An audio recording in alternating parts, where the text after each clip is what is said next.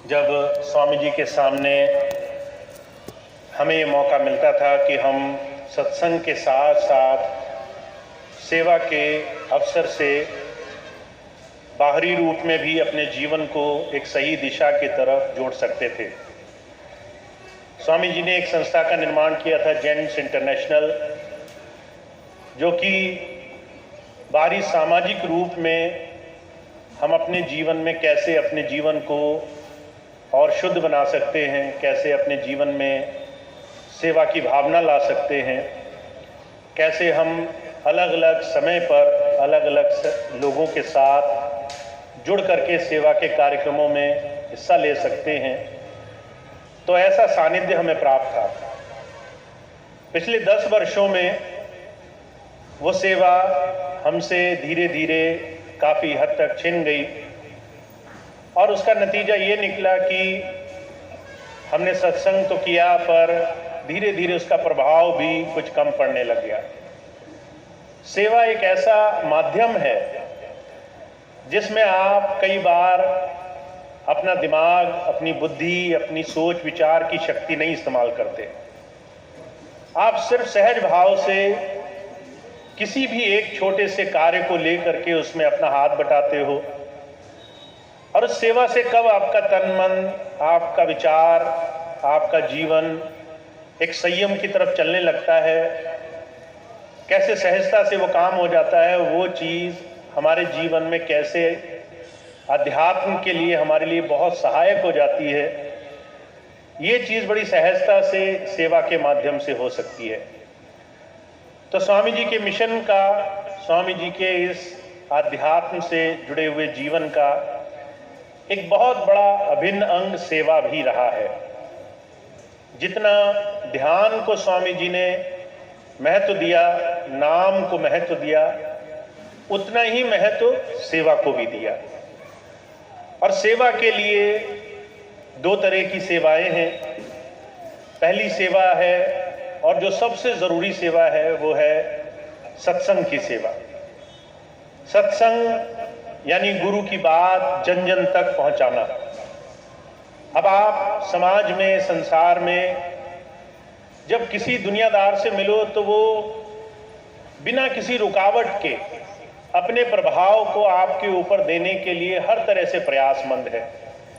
जब कोई आपके पास आएगा तो दुनिया का रोना रोएगा, समाज का, सरकार में क्या हो रहा है, कहाँ भ्रष्टाचार फैल रहा है, कौन किसका विरोधी है, घर में कितनी बुराई है।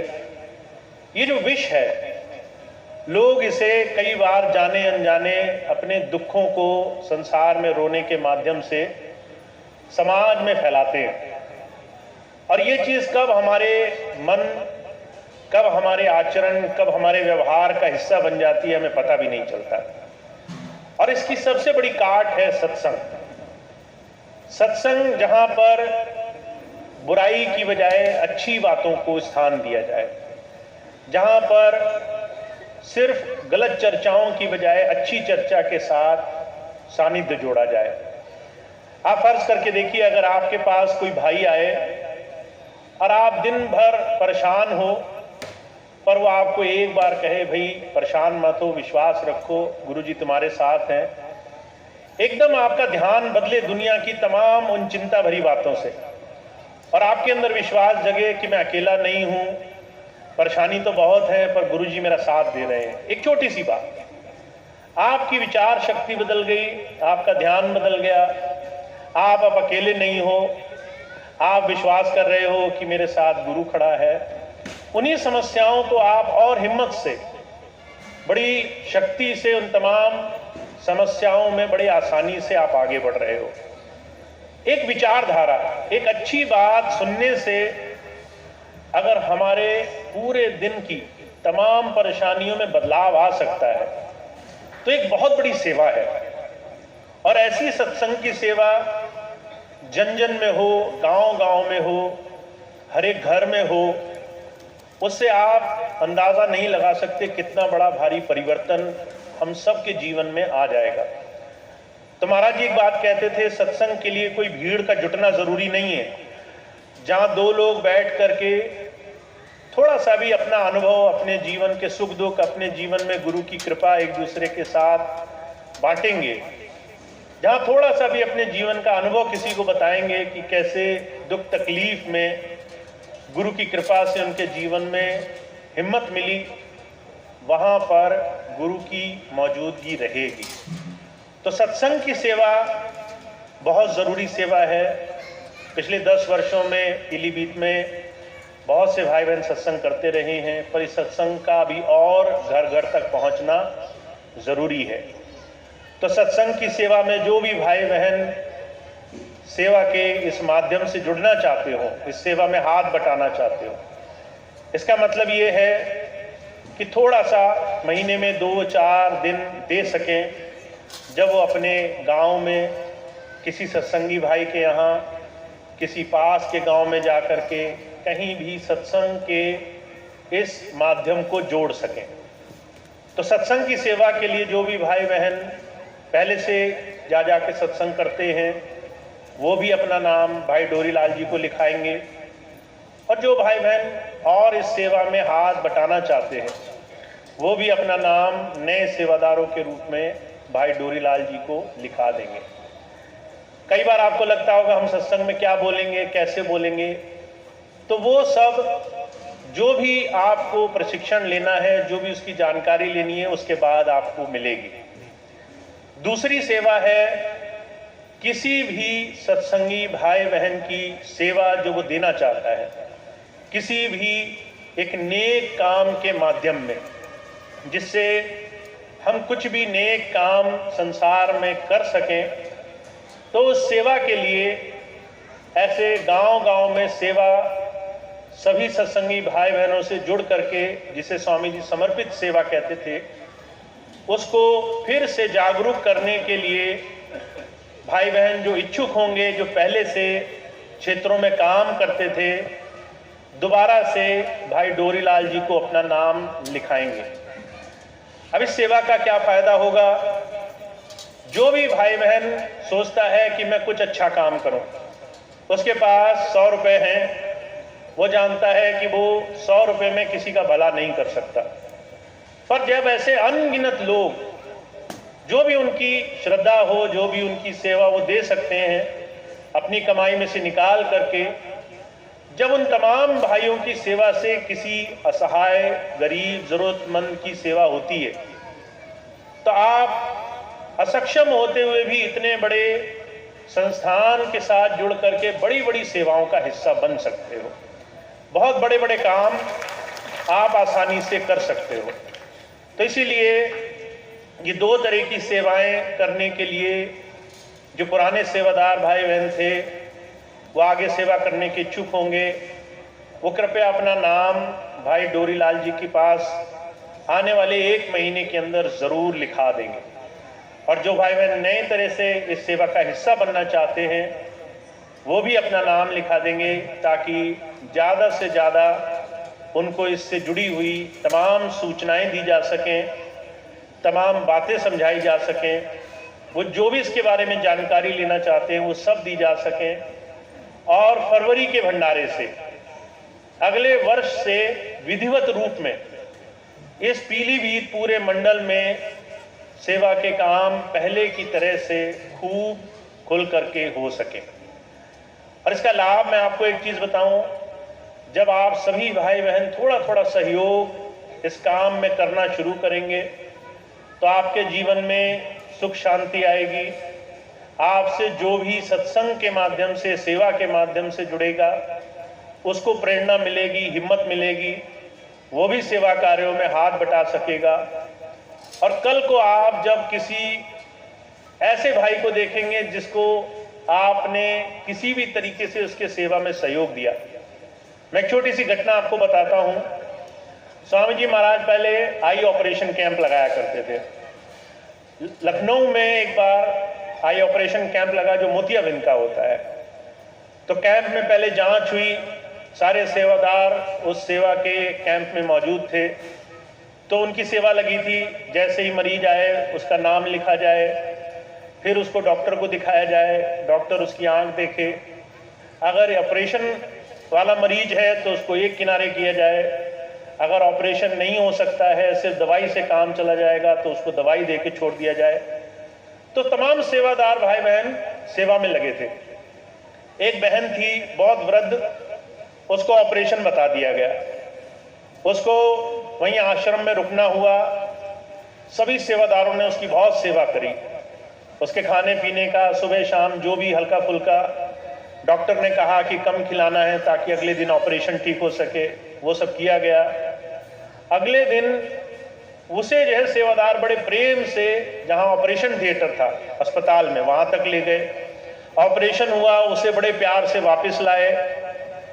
जब उस माता ने खुश होकर के आशीर्वाद दिया सबको, कहने लगा इतना तो ध्यान हमारे अपने बच्चे नहीं रखते जितना आप सब लोगों ने कल से लेके अभी तक हर पल छोटी सी छोटी बात, चाहे प्यार से बोलना हुआ, चाहे सांत्वना देनी हुई, चाहे हिम्मत बनानी हुई, चाहे माता अगर घबरा रही है तो उसको प्यार से समझाना हुआ, ऐसा स्वभाव देखकर उस माता ने कहा ऐसा तो मेरे बच्चे भी नहीं करते।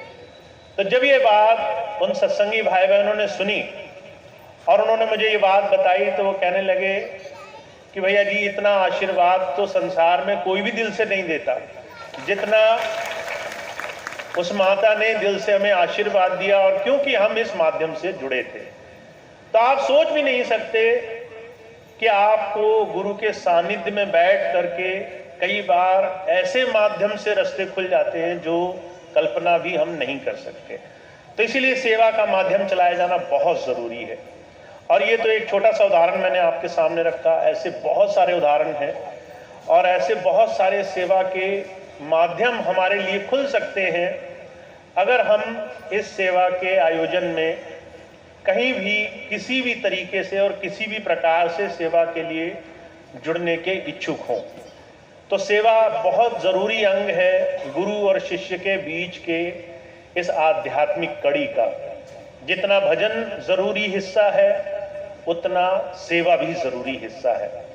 तो आप सभी भाई बहन 10 साल से वंचित रहे हैं इस तरह की सेवाओं से, बहुत से लोग करते रहे, बहुत से लोग वंचित रहे, पर ये मौका आप सबके लिए खुले। और स्वामी जी की ये संस्था और साथ साथ जेंट्स इंटरनेशनल तो अब नहीं रही, तो उनकी जगह मैंने अपनी माता जी के नाम पर रजनी केयर फाउंडेशन एक ट्रस्ट बनाया है। उसके माध्यम से जो मैं हर तरह से साधन जुटा सकूंगा, तो हर एक मंडल में, पीलीभीत, बरेली, चाहे वो और दूसरे मंडल हों, जहां जहां भी ऐसे कर्मठ सेवादार ऐसे आयोजनों में सहयोग करना चाहेंगे, तो अगले 2-3 महीने में उन तमाम सेवादारों की सूची बनेगी। अगर आप चाहते हैं तो आप उसमें शामिल हों। और अगले साल से हम दोनों तरह से सेवाओं में तत्पर रहेंगे, सत्संग की सेवा और समर्पित सेवा। और इन 2 सेवाओं के माध्यम से हम लोग जितना चाहे उतना सही मायनों में व्यवहारिक रूप में सेवा में लग सकते हैं। एक तो होता है सिर्फ बात करना कि हाँ हम सेवा कर रहे हैं, एक होता है सच में ऐसी सेवा का हिस्सा बनना जहां पर आप अपनी आंखों के सामने ज़रूरतमंदों में अपने आप को उनके बीच में पाएं और सेवा का हिस्सा बने।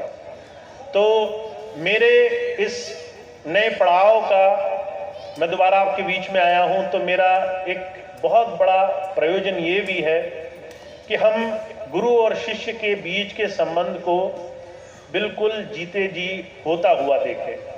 हम अपने अंदर उस भाव को देखें और हमें इस चीज़ का आभास हो कि हम सच में किसी महान सदगुरु के चरणों में बैठ करके जीवन के बहुत बड़े काम में लगे हुए हैं। तो ये मेरा आप सब से एक छोटा सा अनुरोध भी है कि आप अगर चाहें तो अब डोरीलाल भाई जी और जितने भी भाई बहन सेवा के माध्यम से जुड़े हुए हैं सब आपसे संपर्क करेंगे, सब आपसे पूछेंगे, आप इच्छुक होंगे तो अपने अपने मंडल के अनुसार आप उनसे जुड़ते रहेंगे। और अगले आने वाले कुछ समय में हम लोग यहाँ पर सेवा के कार्यों पर भी बहुत जोर देंगे ताकि सेवा से और अपने जीवन को गुरु के चरणों में लगा सकें। इस वक्त धान की सेवा चल रही है। अभी पिछले दिनों भी मैंने सत्संग में कहा था कि सितंबर का भंडारा हुआ और पीलीभीत मंडल से जो गेहूं की सेवा इकट्ठी हुई उससे उस भंडारे का बहुत बड़ा काम सिर्फ संगत और पीलीभीत की संगत के सहयोग से ही संपन्न हुआ। तो ये बहुत खुशी की बात है कि स्वामी जी के जन्म दिवस के भंडारे में पीलीभीत की साथ संगत का इतना भारी, इतना प्रेम भरा सहयोग रहा है। तो अब धान की सेवा है, जो भी भाई बहन धान की सेवा देंगे तो वो भी समर्पित सेवा में गिनी जा सकेगी। बहुत से लोग ऐसे हैं जो अपनी कमाई में से दशवांश दे देते हैं, बहुत से लोग ऐसे होते हैं जो अनाज में से हिस्सा निकाल कर दे देते हैं। तो आप अगर धान के, गेहूं के माध्यम से समर्पित सेवादार के रूप में जुड़ना चाहते हैं तो आप डोरीलाल जी ने कई भाइयों को आपके क्षेत्र में हर एक गांव के हिसाब से कुछ कुछ गांव नियुक्त करके सेवादार तय किए हैं जो आसानी से जा सकेंगे।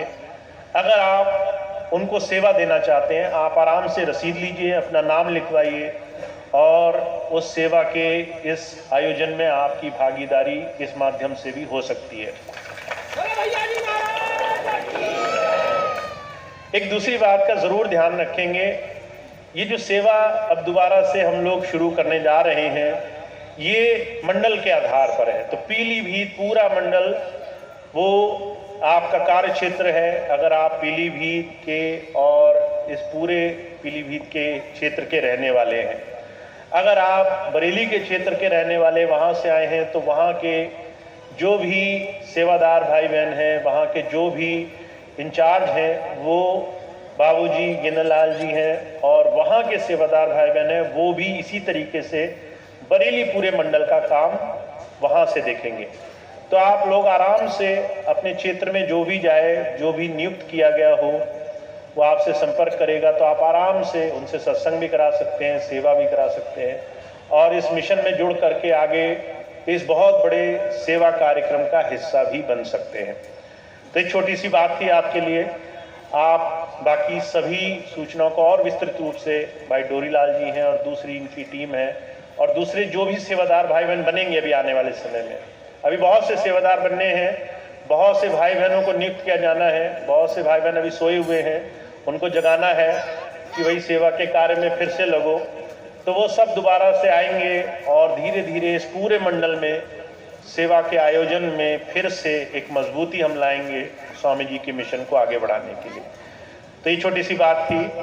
अब आप सबको बहुत बहुत धन्यवाद, आप इतनी देर तक रुके रहे, धन्यवाद।